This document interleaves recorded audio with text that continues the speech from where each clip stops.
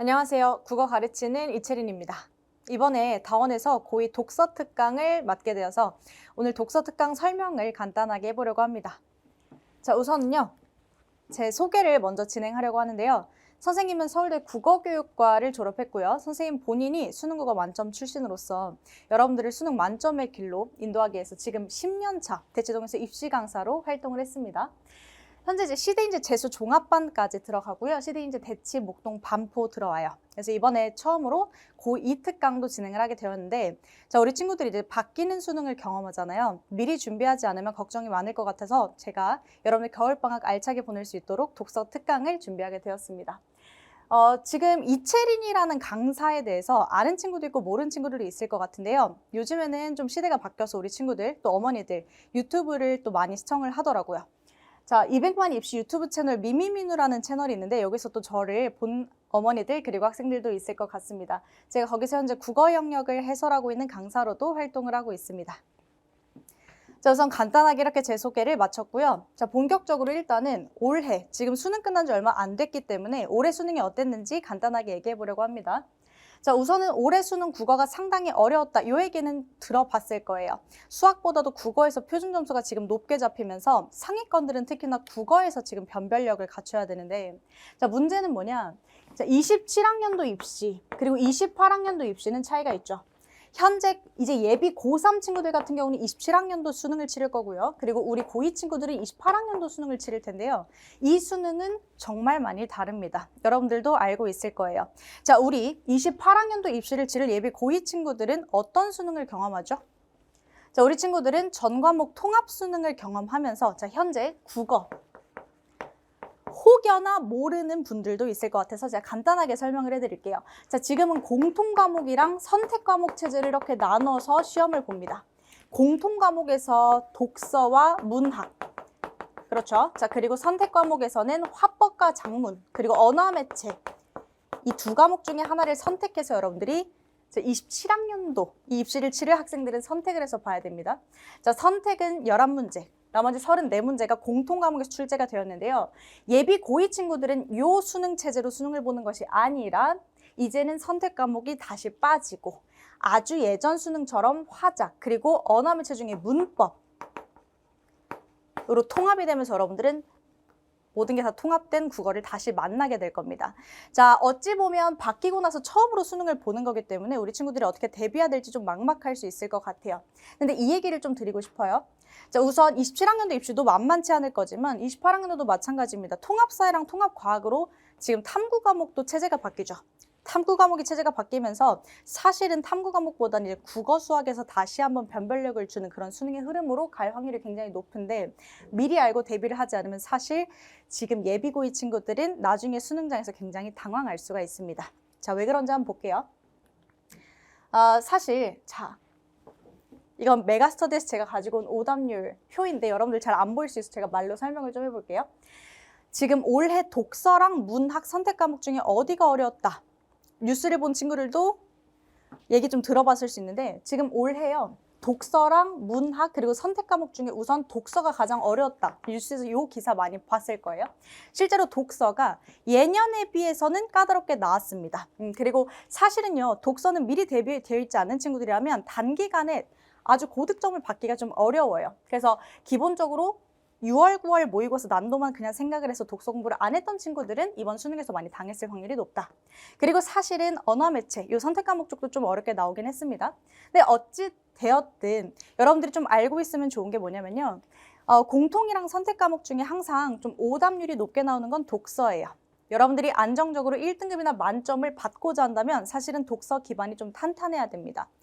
그리고 나머지 영역들은 사실 금방 시간 내에 만들어내기가 쉬워요. 문학도 그렇고 문학은 저는 반년 정도 잡습니다. 그리고 선택 과목 여러분들은 물론 통합된 화법과 작문으로 보겠지만 어찌됐든 이런 것들도 사실 예비고3 때 준비해도 늦지는 않아요. 자, 그런데 독서는 사실 범위도 굉장히 방대하고요. 그리고 미리 여러분들이 기초적인 독해력을 쌓아두지 않으면 나중에 막판에 벼락치기 한다고 해서 아주 크게 성적 향상을 기대하기는 좀 어려운 과목입니다. 그래서 지금 시간적인 여유가 있을 때 수능은 어떻게 문제를 출제하는지를 미리 알고 전략에 맞춰서 공부하는 것이 좀 중요합니다. 이런 친구들이 있을 거예요. 저는 고1, 2 때 교육청 모의고사 풀어봤는데 나쁘지 않던데요? 근데 제가 꼭 공부를 해야 될까요? 라고 얘기하는 친구들이 있을 텐데요. 자, 우리 친구들 그리고 어머니들 마찬가지입니다. 우리가 고등학교 1학년, 2학년 때 보는 모의고사는 출제 기간이 교육청이라는 곳이에요. 자, 그리고 6월, 9월 수능. 특히 여러분들이 실제로 고3이 돼서 보는 수능은 출제 기간이 평가원입니다. 자, 평가원이랑 교육청은 사실은 출제 스타일이 다르기 때문에 맞춰서 공부하지 않으면 고1, 2 때 아무리 잘했던 친구들도 고3 때는 성적이 많이 떨어지는 경우도 많아요. 자, 그럼 평가원이 문제를 어떤 식으로 내는지 제가 간단하게 좀 말씀을 드리면, 자, 우선 예비 시행 문항을 좀 여러분들이 봐도 좋을 거지만요. 독서에서 크게 나올 수 있는 제재가 3가지가 됩니다. 인문이랑요, 예술. 우리가 보통 이렇게 합쳐서 많이 부릅니다. 여기서는 철학, 서양 철학이나 동양 철학 혹은 역사 지문 등등이 나오고요. 만약에 좀 어렵게 나온다? 그러면 논리학 지문도 출제가 됩니다. 자, 그리고 이제 사회 문화입니다. 사회 문화에서는 여러분들이 조금은 어려워하는 법과 경제 등등이 출제가 됩니다. 자, 그리고 과학기술 제재가 출제가 됩니다. 과학기술 제재 같은 경우는 과학탐구를 공부한 친구들은 조금은 수월하게 푸는 경향이 있고요. 또 과학탐구 공부하지 않은 친구들은 좀 어려워하는 경향이 있습니다. 크게 이런 제재 형태로 나와요. 자, 여러분들이 물론 교육적 모습 좀 경험해봤을 수 있겠지만 평가원에서는 이 지문들이 훨씬 더 정교하게 나오기 때문에 평가원은 어떻게 지문을 내고 어떤 구성으로 내고 그리고 선지까지 어떻게 내가 정보 판단을 해야 되는지 미리 좀 대비를 할 필요가 있습니다. 사실 전 이번에 특강을 진행하는 거잖아요. 우리 고2 친구들을 위해서 컴팩트하게 각각 2주씩 잡고 수업을 진행을 할 건데 선생님의 전체 커리큘럼으로 보면 이렇게 시즌이 1에서부터 4까지 총 4개 시즌으로 구성이 되어 있어요.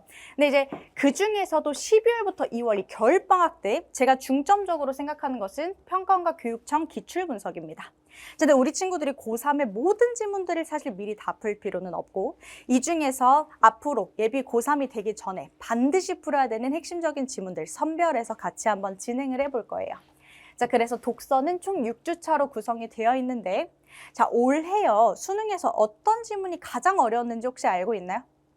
이것도 사실은 등급대마다 굉장히 다른데 우선 공식적인 오답률은 과학기술에서 가장 높게 나왔습니다.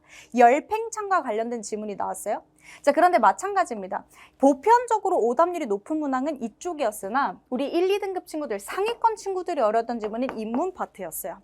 자, 인문 파트에서는 칸트가 나왔습니다. 우리 친구들 칸트 하는 친구들도 있을 텐데 칸트의 인격 동일성을 제재로 다룬 지문이 나오면서 많은 친구들이 이거 지문에서 어떻게 해야 되지? 라고 당황을 많이 했어요. 자, 기본적으로 여러분들이 딱 보고 벌써부터 좀 겁을 먹게 되는 제재들이 있을 수 있습니다.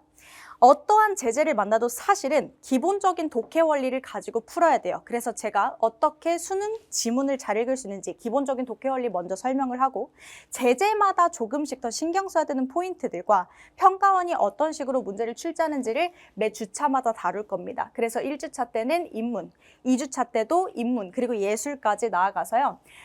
이것도 알아야 되는데 지문이 융합형으로도 출제가 돼요. 자, 융합형 지문은 뭐냐면 지문이 이렇게 있잖아요. 그래서 지문이 보통은 한 페이지가 안 됩니다. 지문이 보통은 좀 요즘엔 짧게 나오는 추세예요. 그래서 보통은 3단락에서 4단락으로 구성이 되어 있는 게 한 지문이라고 생각하면 돼요. 만약에 이렇게 단일 지문으로 나왔을 때는 평균적으로 4문제 정도가 나오는데요.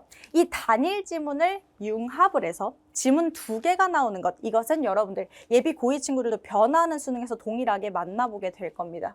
그래서 이렇게 가지문이랑 나지문 2개의 지문이 융합해서 나왔을 때는 어떻게 대처해야 되는가 이런 것도 미리 좀 연습을 해볼 거예요. 자, 그리고 3주차, 4주차 때는 사회 지문으로 넘어갑니다. 자, 우리 친구들이 사실 일반 사회가 나오면 그래도 비교적 수월하게 푸는데 법이랑 경제 지문 유독 어려운 친구들이 있어요. 이것도 마찬가지입니다. 일단 기본적인 어떤 어휘도 중요하고요. 나오는 개념들을 익힌 상태로 어떻게 내가 지문을 풀어나가야 되는지를 하나하나 꼼꼼하게 알려드릴 겁니다. 자, 그리고 5주차, 6주차. 자, 5주차 때는 과학 지문을 위주로 풀 거고요. 6주차는 기술 지문을 위주로 풀 겁니다. 사실은 제가 제재를 나눠놓긴 했지만 기본적인 큰 독해 틀은 일정하다고 생각을 하면 돼요. 다만 어쨌든 개인에 따라서 조금 더 내가 부족하다라고 생각드는 제재가 있을 수 있어서 제가 이렇게 나눠서 주차마다 진행을 하기로 했습니다. 그리고 선생님 수업의 특장점인데 사실 기본적으로 여러분들 독해력도 필요하지만 제가 아까 뭐라고 했냐면 어휘력도 필요합니다. 그리고 배경 지식도 어느 정도 있으면 좋아요. 아까 법이랑 경제 얘기했는데 특히나 예를 들어 내가 채권이라는 게 뭔지 몰라. 그리고 환율이라는 게 뭔지 몰라. 그러면 채권 관련 지문, 환율 관련된 지문 나왔을 때 상당히 그냥 까다로움을 느낄 수밖에 없어요. 내가 이 원리를 어떻게 해야 되지?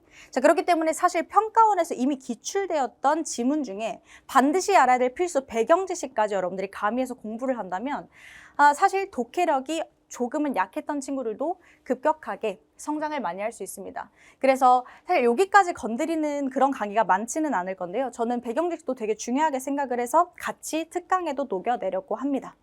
실제로 선생님 제자 중에서 수능 전 과목 만점자 친구가 있었는데 정말 놀라운 얘기를 했어. 국어를 그냥 너무나도 빠르게 쉽게 잘 풀었다는 거예요. 그래서 제가 아니 어떻게 근데 그렇게 쉽게 잘 풀 수가 있었냐라고 얘기했어요. 그랬더니 이제 뭐라고 했냐면 아니 이미 다 알고 있는 내용이라서 그냥 신문 읽듯이 편하게 읽었다는 거야. 그래서 사실 여러분들 어떤 독해 방법도 중요하긴 하지만요. 사실 시험장 들어가면 그냥 정말 보이는 만큼 풀고 아는 만큼 푸는 거거든. 여러분들이 실제로 똑똑해질 수 있게 제가 비록 6주 특강이긴 하지만 많은 것들을 녹여내서 평가원 확실하게 익힐 수 있도록 도와드리겠습니다. 자, 그래서 기본적으로 저는요. 제가 다 평가원 지문을 직접 해설하고 그리고 문제풀이 방식, 저만의 방식을 녹여내서 교재를 제작을 합니다. 이 교재 여러분들 사실 특강이기 때문에 우리가 다 들어가지는 않고요. 대신에 이 중에서 정말 핵심적인 것, 정말 반드시 필요하다 싶은 것들을 제가 선별해서 따로 특강 자료로 녹여낼 겁니다. 이 특강에도 자료가 굉장히 풍부하기 때문에 우리 친구들 그리고 어머니들도 마찬가지 보고 계시겠지만 정말 내가 이 수업을 듣고 자료도 정말 많이 잘 챙길 수가 있구나. 자료에 관한 측면에서는 절대로 부족하지 않으니까 걱정하지 않으셔도 됩니다. 그리고 원래는 이제 교육청까지 확장을 하고요. 사설 모의고사까지 가미를 해요. 이건 이제 제 정규반 수업의 특징인데 마찬가지입니다. 특강을 듣는다고 해도 중요하지 않은 것은 아니기 때문에 특강에서 필요한 자료들은 전부 다 정규반 자료랑 동일하게 진행을 할 예정입니다. 저희 지금 보면 제자 중에 수능국어 만점자 친구들 성적표고요. 그리고 항상 저 사실 SNS 하기 때문에 이미 아는 학생들도 있을 텐데 후기들은 정말 많아요. 그리고 올해 사실 수능에서 독서가 어려웠다고 했지만 제 수강생 중에선 독서가 어려웠다고 한 친구들이 단 한 명도 없었습니다. 자, 이것도 알고 있으면 좋을 것 같은데요. 기본적으로 17학년도부터 22학년도 이 라인 때 원래 독서가 어려웠어요. 우리 친구들도 이 경향을 좀 알면 좋을 것 같아. 특히나 22학년도 이때 뉴스에서 킬러 문제다. 이제는 재수해도 안 된다. 국어는 재능이다. 라는 말이 나올 정도로 굉장히 까다로운 지문이 나왔어. 우리 친구들 들으면 알 수도 있어. 해겔의 변증법 지문이랑요. 그리고 브레턴 우즈 지문이라고 해서 마찬가지 환율과 관련된 지문이 한번 나왔었습니다. 이때 정점을 찍습니다. 그리고 23학년도부터 26학년도 올해 수능까지 포함이죠. 자, 이때 독서 난도가 내려갑니다. 근데 사실 좀 많이 쉬워졌어요. 22학년도 대비 사실 너무 많이 쉬워진 거예요. 좀 지나치게 쉬워지다 보니까 우리 친구들이 문학이랑 선택 과목에 조금 더 신경을 많이 쓰게 되죠. 그러다가 이번에 된통당한 게 26학년도 수능입니다. 자, 올해 6월 모의고사랑 9월 모의고사 때요. 독서가 상당히 쉬웠어요. 근데 저 어떻게 생각했냐? 독서가 과도하게 쉬워진 거다. 독서가 이렇게 너무 쉬워졌다고 여기에 맞춰서 공부하다간 큰 코 다칠 수 있다. 왜냐면 당장 작년이랑 재작년 수능 만 해도요. 이 정도 난이도가 아니었거든요. 올해 6월, 9월이 너무 지나치게 쉬웠어요. 항상 어디서 맞춰서 공부를 시켰냐. 22학년도 가장 어려운 수능을 기준으로 일단 공부를 해야 된다고 봅니다. 실제로 시대인재 제가 이제 출강을 하는데 서바이벌 모의고사를 본단 말이에요. 서바이벌 모의고사가 훨씬 더 어려웠어. 진심으로. 26학년도 독서. 전 그래서 뭐라고 얘기하냐면 3등급 이하의 친구들한테는 독서가 어려웠을 수 있다. 그러나 1등급, 2등급 친구들은 독서가 아니라 다른 영역들이 더 어려웠을 것이다. 라고 얘기를 해요. 자, 무슨 말이냐?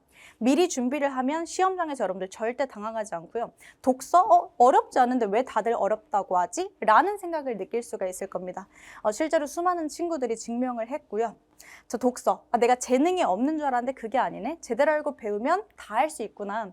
독해력 올릴 수 있는 거구나 느낄 수 있도록 도와드리겠습니다.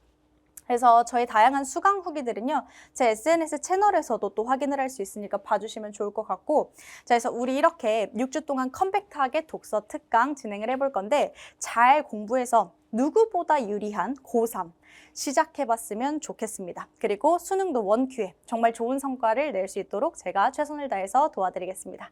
감사합니다.